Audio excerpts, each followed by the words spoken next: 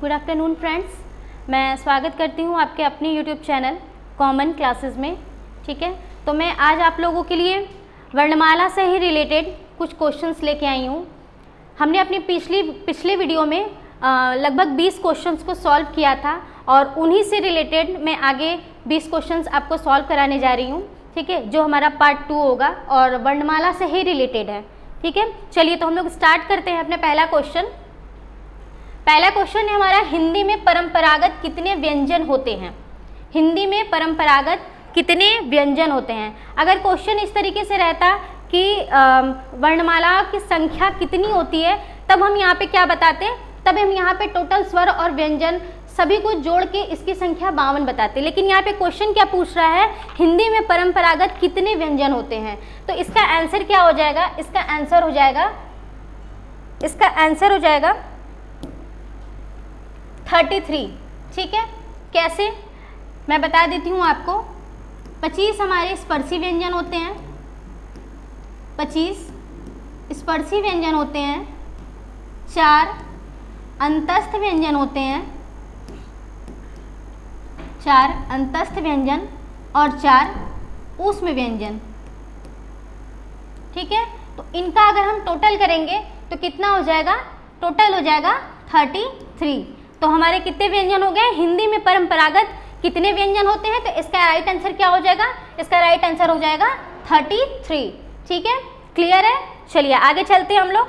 22 question है हमारा, हिंदी भाषा में ये ध्वनियाँ कौन सी हैं जो दूसरी ध्वनियों की सहायता से लिखी या बोली जाती हैं? हमने अपने पिछली वीडियो में आपको बताया था स्वर और व्यंजन के बारे में। स्वर का डेफिनेशन मैंने आपको क्या बताया था? स्वर का बताया था जो स्वतंत्र रूप से बोली जाती हैं, जो स्वतंत्र रूप से बोली जाती हैं, जो स्वतंत्र रूप से बोली जाती हैं, उन्हें हम क्या कहते हैं? उन्हें हम कहते हैं स्वर। ठीक है, स्वर जो होते हैं वो स्वतंत्र रूप से, यानी किसी पे आश्रित नहीं होते हैं, ये स्वतंत्र रूप से बोले जाते हैं। लेकिन हमारा क्वेश्चन क्या है कि हिंदी भाषा में ध्वनियाँ, वे ध्वनियाँ कौन सी हैं जो दूसरी ध्वनियों की सहायता से लिखी या बोली जाती हैं? तो मैंने आपको बताया था कि जो व्यंजन होते हैं, व्यंजन वो स्वरों की सहायता से बोले जाते हैं, वो स्वरों की सहायता से बोले जाते हैं। जैसे हमारा क है, ठीक है, तो इसमें क्या है? एक स्वर मिला हुआ है। उसके बाद फिर ख है, इसमें भी एक स्वर मिला हुआ है, यानी प्रत्येक व्यंजन में एक स्वर मिला होता है। इसलिए इसका राइट आंसर क्या हो जाएगा? इसका राइट आंसर हो जाएगा व्यंजन। यानी हिंदी भाषा में वो ध्वनियाँ जो स्वरों की सहायता से, ये दूसरे ध्वनियों की सहायता से बोली जाती हैं, उन्हें हम क्या कहते हैं? व्यंजन कहते हैं। ठीक है, चलिए आगे चलते हैं। हमारा अगला क्वेश्चन है, स्पर्श वर्ण कौन से होते हैं? स्पर्श वर्ण कौन से होते हैं? मैंने आपको अपनी पिछली वीडियो में बताया था कि स्पर्शी व्यंजन 25 होते हैं, क से लेके म तक। स्पर्शी व्यंजन कितने होते हैं?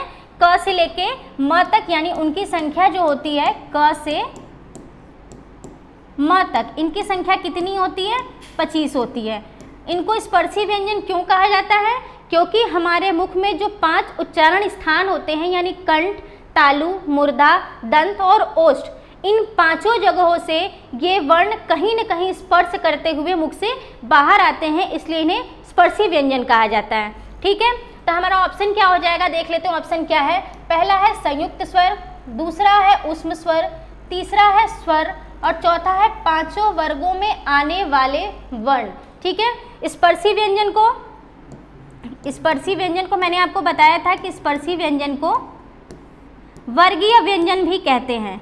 क्या कहते हैं? इनको वर्गीय व्यंजन भी कहते हैं, क्योंकि ये 5 वर्गों में विभक्त होते हैं। क्योंकि ये 5 वर्गों में विभक्त होते हैं, इसलिए इन्हें वर्गीय व्यंजन भी कहा जाता है। ठीक है, तो स्पर्श वर्ण कौन से होते हैं? तो क्या मिल गया हमें आंसर? 5 वर्गों में आने वाले वर्ण। 5 वर्गों में, यानी जो हमारे 5 वर्ग होते हैं, यानी क से लेके अंग तक, च से लेके इ तक, त से लेके ण तक, त से लेके न तक और प से लेके म तक, ये जो 5 वर्ग में आने वाले व्यंजन है वही हमारे स्पर्शी व्यंजन होते हैं। ठीक है, क्लियर है? चलिए आगे चलते हैं। 24 क्वेश्चन है हमारा, अवर्ण किसके अंतर्गत आता है? अवर्ण यानी इसका उच्चारण स्थान पूछ रहा है। ठीक है, ऑप्शन क्या है हमारा? संयुक्त वर्ण के अंतर्गत, कंठ वर्ण के अंतर्गत, तालव्य वर्ण के अंतर्गत और अंतस्थ वर्ण के अंतर्गत। ठीक है, तो हम लोग पिछली वीडियो में देखे थे कि उच्चारण स्थान मैंने आपको बताया था, शॉर्टकट में ही बताया था, लेकिन बताया था कि वर्णों का जो उच्चारण स्थान होता है कैसा होता है। मैंने आपको बताया था कि कंठ में कौन कौन से वर्ण आते हैं, क से अंगा तक। ठीक है, क से अंगा तक ये आपका कंठ में आता है। इसके अलावा कंठ में अ आता है, आ आता है, अह आता है और ह। ये इतने व्यंजन या स्वर आपके कंठ में आते हैं। तो अ वर्ण किसके अंतर्गत आता है, तो आपको क्या मिल गया, देखिए अ किस में आया, कंठ में आया। तो आपका आंसर क्या हो जाएगा, आंसर हो जाएगा बी, यानी अ जो है वो हमारा कंठ वर्ण है, क्योंकि इसका उच्चारण कंठ से होता है। ठीक है, चलिए आगे चलते हैं। अगला क्वेश्चन है हमारा, अनुनासिक के अंतर्गत किन वर्णों को रखा जाता है। अनुनासिक के अंतर्गत किन वर्णों को रखा जाता है। अनुनासिक मतलब कि जिन वर्णों को हम नाक या मुंह से उच्चारित करते हैं उन्हें हम अनुनासिक कहते हैं। ठीक है, ऑप्शन क्या है हमारा कि वर्ग का प्रथम अक्षर। वर्ग का प्रथम अक्षर मतलब पहला अक्षर, वर्ग हर वर्ग का पहला अक्षर, जैसे क हो गया, च हो गया, ट हो गया, त हो गया। तो ये तो नाक से या मुंह नाक से उच्चारित होते नहीं है, इसलिए ये होंगे नहीं। वर्ग का तृतीय अक्षर ये भी नहीं होगा। वर्ग का चतुर्थ अक्षर ये भी नहीं होगा। जो हमारे वर्ग का पांचवा अक्षर होता है, यानी पांचवा अक्षर मतलब अंग, य, ड़, न और म, ये क्या होते हैं, ये हमारे अनुनासिक व्यंजन होते हैं। ठीक है, इनका उच्चारण हम नाक से करते हैं। तो यह हमारा आंसर क्या हो जाएगा, तीसरा। प्रत्येक वर्ग का पंचम अक्षर, यानी प्रत्येक वर्ग का पांचवा अक्षर जो है वो अनुनासिक के अंतर्गत रखा जाता है। तो हमारा राइट आंसर क्या हो जाएगा, हमारा राइट आंसर हो जाएगा सी, यानी प्रत्येक वर्ग का पांचवा अक्षर जो है वो अनुनासिक के अंतर्गत आता है। चलिए ठीक है, आगे चलते हैं। अगला क्वेश्चन है, व वर्ण का उच्चारण स्थान। व वर्ण का उच्चारण स्थान पूछ रहा है। ये क्वेश्चन कई बार एग्जामों में पूछा गया और बहुत ही मोस्ट इंपॉर्टेंट क्वेश्चन है ये। ठीक है, इसलिए इसको बहुत ध्यान से इसको याद रखिएगा। ऑप्शन देख लेते हैं। पहला है ऑप्शन दंत, दूसरा है दंतोष्ठ, तीसरा है ओष्ठ और चौथा है मूर्धा। ठीक है, व वर्ण का उच्चारण स्थान जो होता है वो दंतोष्ठ से होता है। व वर्ण का उच्चारण स्थान दंतोष्ठ से होता है। इसका जो उच्चारण स्थान होता है वो दंतोष्ठ होता है, यानी दंत प्लस ओष्ठ दंतोष्ठ से होता है। अगला क्वेश्चन है हमारा, निम्न में से कौन सा वर्ण लुंठित माना जाता है। लुंठित, निम्न में से कौन सा शब्द, निम्न में से कौन सा वर्ण लुंठित माना जाता है। ऑप्शन है हमारा ट, ख, र और ल। लुंठित को हम प्रकंपित भी कह सकते हैं। लुंठित को हम प्रकंपित भी कह सकते हैं। इनको लुंठित और प्रकंपित क्यों कहा जाता है, पहले आंसर देख लीजिए। ट है, ख है, तीसरा ऑप्शन है र और चौथा ऑप्शन है ल। ठीक है, पूछ रहा है कि लुंठित या प्रकंपित वर्ण कौन सा है। तो हमारा जो राइट आंसर हो जाएगा वो हो जाएगा र। र को लुंठित या प्रकंपित क्यों बोला जाता है, क्योंकि जब हम इसका उच्चारण करते हैं, जब हम इसका र का उच्चारण करते हैं तो ये जीभ से रगड़ खाते हुए, यानी प्रकंपित करते हुए, रगड़ खाते हुए मुख से बाहर आती है, इसलिए हम इसको प्रकंपित वर्ण कहते हैं। लुंठित क्यों कहते हैं, क्योंकि जब र का हम उच्चारण करते हैं तो ये लुढ़कते हुए मुँह से बाहर निकलती है, हमारे मुख से बाहर आती है, इसलिए इसे लुंठित वर्ण कहा जाता है। ओके, तो हमारा आंसर क्या हो जाएगा 27 का, निम्न में से कौन सा वर्ण लुंठित माना जाएगा। तो आंसर हमारा हो जाएगा र। ठीक है, चलिए आगे चलते हैं। अगला क्वेश्चन है हमारा, ह व्यंजन का उच्चारण स्थान। अभी मैंने आपको पीछे के क्वेश्चन में बताया कि कंठ से जो वर्ण उच्चारित किए जाते हैं उसमें कौन कौन से वर्ण आते हैं। ठीक है, देखिए इसमें ऑप्शन देख लीजिए। तालु है, मूर्धा है, दंत है, कंठ है। मैंने अभी पिछले आपको बताया है कि कंठ में क्या क्या आता है। कंठ में आता है क वर्ग, क वर्ग, इसके अलावा आता है अ, आ, अह और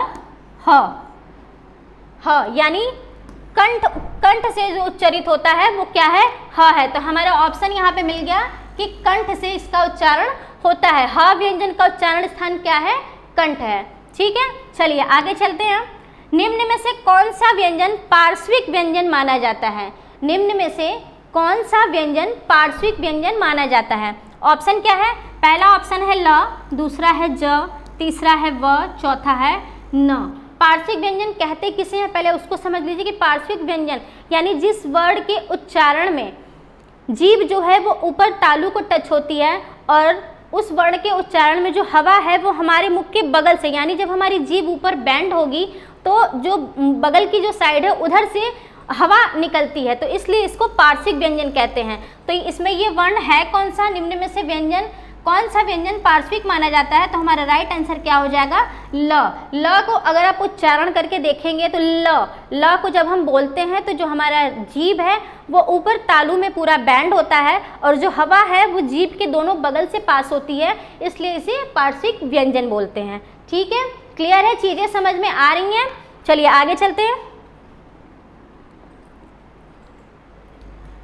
ऊ का उच्चारण स्थान है, ऊ का उच्चारण स्थान पूछ रहा है। ऊ का उच्चारण स्थान ऑप्शन देख लीजिए, ऑप्शन क्या है? ऑप्शन है हमारे पास ओष्ठ, दूसरा है मूर्धा, तीसरा है दंत और चौथा है कंठ। ठीक है, कंठ में मैंने आपको बता दिया कि कौन कौन से व्यंजन आते, कौन कौन से स्वर या व्यंजन आते हैं। मूर्धा में क्या आता है? मूर्धा में हमारा ट वर्ग आता है, ट वर्ग आता है, इसके अलावा री आता है और इसके अलावा खटकोड़ श आता है। ठीक है, तो ये क्या हो गया? ये हमारा मूर्धा हो गया। दंत में क्या है? दंत में हमारा त वर्ग आता है, दंत में त वर्ग आता है और इसके अलावा श, यानी इसको दंत श बोलते हैं, ये आता है दंत में। अब हमारे पास क्या बच गया? हमारे पास बच गया ओष्ठ। ठीक है, तो ओष्ठ में क्या आता है? ओष्ठ में आता है हमारा प वर्ग, प वर्ग और इसके अलावा ऊ और बड़ा ऊ। ठीक है, तो हमारा आंसर हमें मिल गया कि ऊ का उच्चारण स्थान क्या होगा? ऊ का उच्चारण स्थान जो होगा वो ओष्ठ से होगा, यानी ऊ को कहाँ से उच्चारित करते हैं हम? ओष्ठ से करते हैं। ठीक है, चलिए आगे चलते हैं। 30 क्वेश्चन है हमारा, ए और ए का उच्चारण स्थान, ए और ए का उच्चारण स्थान। हमें उच्चारण स्थान को बहुत ही ध्यान से पढ़ना होता है क्योंकि ये एग्जाम में किसी भी तरीके से घुमा के आपसे पूछ सकते, तो उच्चारण स्थान से आपसे क्वेश्चन एग्जाम में पूछे जाते हैं। ठीक है, इसलिए उच्चारण स्थान को हम बहुत ध्यान से पढ़ेंगे और बहुत ध्यान से समझेंगे। ठीक है, ऑप्शन देख लेते हैं। पहला ऑप्शन है हमारा दंतोष्ठ, दूसरा है कंठोष्ठ, तीसरा है कंठ प्लस तालु और चौथा है दंत। ठीक है, ऊ का उच्चारण स्थान आपने देखा कहाँ से हो रहा है? ओष्ठ से हो रहा है। अब क्वेश्चन पूछ रहा है कि ए और ए का उच्चारण स्थान, ए और ए का उच्चारण स्थान। तो दंतोष्ठ, दंतोष्ठ आप जानते हैं कि क्या होता है? दंतोष्ठ में व आता है। ठीक है, दंत में आपका त वर्ग आ जाता है। ओके, कंठोष्ठ में आपका ओ और औ आ जाता है। और अब बचा हमारे पास कंठ प्लस तालु, तो ए और ए का उच्चारण कहाँ से होता है? कंठ प्लस तालु से। ठीक है, तो हमारा 30 का राइट आंसर क्या हो जाएगा? कंठ प्लस तालु, यानी ए और ए का उच्चारण स्थान क्या होगा? कंठ प्लस तालु, यानी कंठ तालु से इसका उच्चारण किया जाता है। ठीक है, चलिए आगे चलते हैं अपने नेक्स्ट क्वेश्चन पे। अगला क्वेश्चन है ओ और औ का उच्चारण स्थान। देखिए मैंने आपको पिछले क्वेश्चन में अभी बताया, नेक्स्ट क्वेश्चन हमारा वही है कि ओ और औ का उच्चारण स्थान क्या है। इसलिए उच्चारण स्थान को हमें बहुत डीप से और बहुत अच्छे से समझना होता है। ठीक है, क्योंकि क्वेश्चन इससे एग्जाम में हमेशा पूछे जाते हैं और प्रीवियस ईयर्स के क्वेश्चन में भी इससे क्वेश्चन पूछे गए हैं। ठीक है, और ये भी जो क्वेश्चंस आपके सामने हैं वो प्रीवियस ईयर्स के ही क्वेश्चन है जो आपके सामने रखे गए हैं, ताकि आप पेपर्स को देखें, क्वेश्चंस को देखें, समझें और उसको क्लियर करें। ठीक है, चलिए आगे देखते हैं। ओ और औ का उच्चारण स्थान माना जाता है। ऑप्शन है हमारे पास दंतोष्ठ, दूसरा है कंठोष्ठ, तीसरा है तालु, चौथा है मूर्धा। दंतोष्ठ मैंने आपको बताया, इसको दिमाग में बिल्कुल अच्छे से बिठा लीजिए क्योंकि ये बहुत ही इंपॉर्टेंट क्वेश्चन है। दंतोष्ठ क्वेश्चन हर साल लगभग पूछा जाता है कि व का उच्चारण स्थान क्या है, तो दंतोष्ठ है। ये क्या है, ये मोस्ट इंपॉर्टेंट क्वेश्चन है, इसको अच्छे से याद रखिए। अगला है तालु। तालु में मैंने आपको बताया कि च वर्ग आता है। तालु में च वर्ग के अलावा तालव्य श आता है और इसके अलावा ई और बड़ी ई। ठीक है, तो तालव्य में कौन कौन से व्यंजन आते हैं? च वर्ग आता है, श आता है, छोटी ई और बड़ी ई। ठीक है, इसका जो सूत्र होता है तालव्य को याद करने के लिए, ईचु यशायानम। ईचु यशायानम मतलब कि ई यानी ई वर्ग आ जाएगा इसमें, ईचु। च मतलब च वर्ग आ जाएगा, श यानी तालव्य श आ जाएगा। ठीक है, तो ये आपके जो होते हैं ये जो व्यंजन होते हैं वो तालु से बोले जाते हैं। अगला है आपका मूर्धा। मूर्धा में मैंने आपको बता दिया कि ट वर्ग आता है। ठीक है, अब हमारे पास क्या बचा? क्वेश्चन पूछ रहा है कि ओ और अ का उच्चारण स्थान, ओ और अ का उच्चारण स्थान, तो आंसर हमारा क्या हो जाएगा? कंठोष्ठ। आंसर क्या हो जाएगा हमारा? कंठोष्ठ, यानी ओ और अ का जो उच्चारण स्थान होगा वो कंठोष्ठ होगा। ठीक है, इसको ध्यान से समझिएगा, ध्यान से याद रखिएगा इसको, क्वेश्चन ये अक्सर पूछे जाते हैं एग्जाम में। ठीक है, चलिए आगे चलते हैं अपने नेक्स्ट क्वेश्चन पे। 32 क्वेश्चन है, ल का उच्चारण स्थान। ल का उच्चारण स्थान पूछ रहा है। ऑप्शन है हमारे पास ओष्ठ, दूसरा है तालु, तीसरा है दंत और चौथा है मूर्धा। तो इसका आंसर क्या हो जाएगा? ल का उच्चारण स्थान क्या हो जाएगा? ल का उच्चारण स्थान हो जाएगा दंत। ठीक है, चलिए आगे चलते हैं। अगला क्वेश्चन है हमारा त व्यंजन का मानक क्रम, यानी त व्यंजन का मानक क्रम पूछ रहा है। देखिए ऑप्शन हमारे सामने क्या क्या है। पहला ऑप्शन देखते हैं अघोष, यहाँ पे अघोष होगा, अघोष, अल्प प्राण, दंत, स्पर्श व्यंजन। दूसरा ऑप्शन है महाप्राण, सघोष, महाप्राण, सघोष, ओष्ठ और वर्गीय व्यंजन। तीसरा ऑप्शन है एक और दो दोनों तथ्य सही हैं। चौथा ऑप्शन है एक और दो दोनों तथ्य गलत हैं। तो पहले हम लोग त वर्ग को देखते हैं। ठीक है, पहले हम लोग सबसे पहले देखते हैं अघोष को।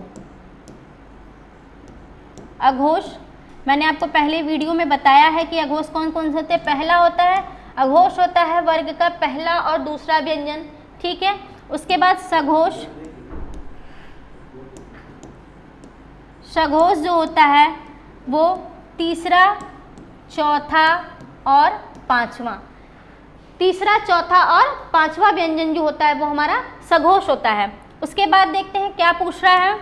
अल्प प्राण, अल्प प्राण, अल्प प्राण क्या होगा? प्रत्येक वर्ग का पहला, तीसरा और पांचवा वर्ण। उसके बाद महाप्राण क्या होगा? महाप्राण जो होगा वो प्रत्येक वर्ग का दूसरा और चौथा, दूसरा और चौथा। देखिए अब हम अपने ऑप्शन को देखते हैं। त व्यंजन का मानक क्रम पूछ रहा है। त क्या है? वर्ग का पहला वर्ण है, वर्ग का पहला वर्ण है। तो हम अपना आंसर देख लेते हैं कि अघोष यानी पहला, अघोष पहला नंबर किस में आया? अघोष में। ठीक है, उसके बाद से तो ये क्या हो गया? अघोष हमको मिल गया, यानी त जो है वो अघोष है। ठीक, उसके बाद आगे देखते हैं अल्प प्राण में क्या है? पहला, तीसरा, पांचवा, यानी अल्प प्राण में हमें पहला मिल गया। ठीक है, तो ये क्या हो गया? अल्प प्राण हो गया। ठीक है, और त का जो उच्चारण स्थान होता है मैंने आपको बताया है कि त वर्ग का उच्चारण स्थान दंत से होता है, तो ये भी हमें मिल गया कि इस त का उच्चारण स्थान दंत से होगा। ठीक है, अगला जो है स्पर्शी व्यंजन। मैंने आपको बताया है कि स्पर्शी व्यंजन 25 होते हैं, क से लेके म तक, यानी क, ख, ग, घ, अंग, च, छ, ज, झ, ञ, ट, ठ, ड, ढ, ड़ और त, थ, द, ध, न। तो ये आपके 25 स्पर्शी व्यंजनों के अंतर्गत आ गया था। तो हमारा ये क्या मिल गया? हमें स्पर्शी व्यंजन भी मिल गया। तो हमारा आंसर हमको मिल गया कि त व्यंजन जो है वो अघोष है, अल्प प्राण है, दंत है और स्पर्श व्यंजन है। ठीक है, क्लियर है? आंसर हमारा मिल गया हमको कि त का उच्चारण स्थान या त का मानक क्रम क्या है? त का जो मानक क्रम क्या है, अघोष है वो, ठीक है, क्योंकि हम यहाँ पे देख रहे हैं कि अघोष क्या है, पहला और दूसरा व्यंजन अघोष होता है, और अल्प प्राण में पहला, तीसरा, पांचवा व्यंजन जो होता है वो अल्प प्राण होता है। तो क्या हो गया, त जो है हमारा अघोष, अल्प प्राण, दंत और स्पर्शी व्यंजन है। आंसर हमें मिल गया, ठीक है। तो हमारा राइट आंसर क्या हो जाएगा, हमारा राइट आंसर हो जाएगा ए। ओके, चीज़ों को अच्छे से समझते चलिए, ठीक है, क्योंकि इससे एग्जाम में क्वेश्चन अवश्य पूछे जाते हैं और बहुत ही मोस्ट इम्पॉर्टेंट ये चैप्टर है वर्णमाला। वर्णमाला से बहुत ही अच्छे से क्वेश्चन पूछे जाते हैं एग्जाम में, हर एक एग्जाम में क्वेश्चन इसे पूछे जाते हैं, ठीक है। चलिए अगला क्वेश्चन देखते हैं अपना 34 क्या पूछ रहा है कि स्र व्यंजन का निर्माण किससे हुआ है, स्र व्यंजन का निर्माण किससे हुआ है। संयुक्त व्यंजन हम लोग पढ़ते हैं, संयुक्त व्यंजन पढ़े हैं, संयुक्त व्यंजनों की संख्या कितनी है, 4 है। कौन कौन से हैं, कौन कौन से होते हैं संयुक्त व्यंजन, छ, त्र, ज्ञ और श्र। कौन कौन से होते हैं, एक होता है छ, दूसरा होता है त्र, तीसरा होता है ज्ञ और चौथा होता है श्र, ठीक है। यही क्वेश्चन आपसे पूछ रहा है कि श्र व्यंजन का निर्माण किससे हुआ है, ठीक है। देखिए छ का जो निर्माण हुआ है वो आधा क प्लस श से हुआ है, ठीक है। उसके बाद जो त का निर्माण हुआ है आधा त प्लस र से हुआ है। फिर ज्ञ का जो निर्माण हुआ है वो आधा ज और इ से हुआ है, और श का जो निर्माण हुआ है वो आपका तालव्य श है और र, ठीक है। मैंने यहाँ पे चारों संयुक्त व्यंजनों को डिफाइन कर दिया अच्छे से, आप चाहें तो इसको नोट कर लीजिएगा, ठीक है। छ का जो निर्माण है वो क और श से हुआ है, त्र का जो निर्माण है वो त और र से हुआ है, ज्ञ जो है वो ज और य से हुआ है, श्र जो है वो तालव्य श और र से। श को ध्यान रखिएगा, ऑप्शन में कई तरीके से देता है आपको, इस तरीके से भी दे देगा कि श प्लस र, ठीक है, स प्लस र, स प्लस र, ठीक है। इस तरीके से घुमा के आपके सामने क्वेश्चन रखेंगे तो हमें ध्यान क्या रखना है कि हमारे जो श का निर्माण हुआ है वो तालव्य श से हुआ है। तो हमारा राइट आंसर क्या हो जाएगा, यहाँ पे हमारा राइट आंसर हो जाएगा सी, यानी तालव्य श और र से श्र का निर्माण हुआ है, ठीक है। चीजें क्लियर हैं, चलिए आगे चलते हैं। अगला क्वेश्चन है छ वर्ण किन दो व्यंजनों के योग से बना है। मैंने आपको पीछे बताया, आगे क्वेश्चन आपको देखिए यही आपके सामने आ गया कि छ वर्ण किन दो व्यंजनों के योग से बना है। इतनी जल्दी तो आप भूल सकते नहीं क्योंकि मैंने पीछे ही आपको बताया अभी, ठीक है। लेकिन फिर से एक बार रिपीट कर देती हूँ कि चीज़ें आपके दिमाग में बिल्कुल कंठस्थ हो जाए और चीज़ों को आप कभी भूलें ना, एग्जाम में किसी तरह की कोई भी मिस्टेक ना हो, ठीक है। क्योंकि हम पढ़े तो रहते हैं, तैयारी किए रहते हैं, लेकिन एग्जाम हॉल में जाने के बाद क्या होता है, हम थोड़ा सा कंफ्यूज होने लगते हैं, ठीक है। तो जितनी बार हम चीज़ों को पढ़ेंगे चीज़ें उतनी अच्छी तरीके से क्लियर होती जाएंगी। चलिए देखते हैं ऑप्शन को अपने, छ वर्ण किन दो व्यंजनों के योग से बना है।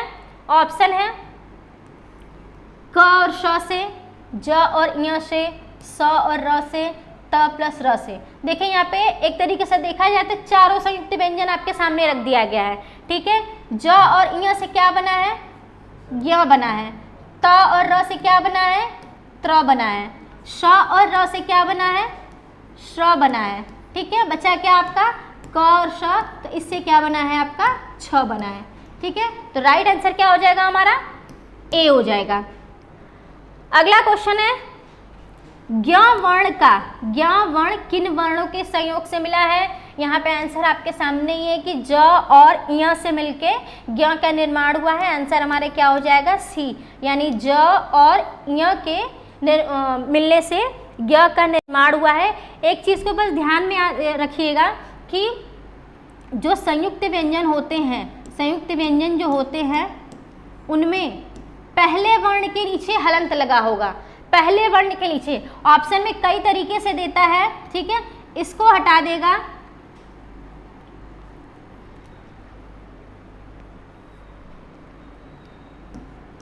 इस तरीके से कर देगा क श, क प्लस स, क श और क श, कि 4 ऑप्शन आपके सामने रख देगा कंफ्यूज करने के लिए, ठीक है। तो हमें क्या ध्यान रखना है कि संयुक्त व्यंजन में जो पहला वर्ण हमारा होगा उसके नीचे हमेशा हलंत लगा होगा, उसके नीचे यानी पहले वर्ण के नीचे ही हलंत लगा होगा। जैसे देखिए छ में पहले वर्ण के नीचे हलंत लगा है, फिर ज्ञ में पहले वर्ण के नीचे हलंत लगा है, फिर स्त्र में पहले वर्ण के नीचे हलंत लगा है, फिर त्र में पहले वर्ण के नहीं। यानी इस चीज़ को हमको अपने दिमाग में बिल्कुल बिठा लेना है कि संयुक्त व्यंजन जो 2 वर्णों से मिलके बन रहा है उसमें पहले व्यंजन के नीचे हलंत होगा, न कि दूसरे व्यंजन पे, ठीक है। चीज़ें क्लियर है, इसको दिमाग में अच्छे से बिठा लीजिए, नोट कर लीजिए, ठीक है। चलिए आगे चलते हैं अपने अगले क्वेश्चन पे। 36 क्वेश्चन है हमारा, ज्ञ वर्ण किन वर्णों के संयोग से बना है? तो ऑप्शन हमारे पास है ज और ञ। आंसर हमारा क्या हो जाएगा? सी, ठीक है।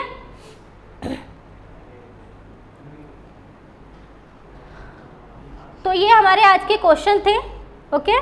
तो कैसा लगा आप लोग को क्वेश्चन, आप लोग बताइएगा, ठीक है। अपने नेक्स्ट वीडियो में हम लोग इससे अच्छे क्वेश्चंस और जितने भी आपके एग्जाम से रिलेटेड इंपॉर्टेंट मोस्ट क्वेश्चंस होंगे वो हम आपके सामने लेके आएंगे, प्रैक्टिस कराएंगे। क्वेश्चंस आपको कैसे लगे आप लोग जैसा भी हो कमेंट करिएगा, ओके। तब तक के लिए थैंक यू, नमस्कार।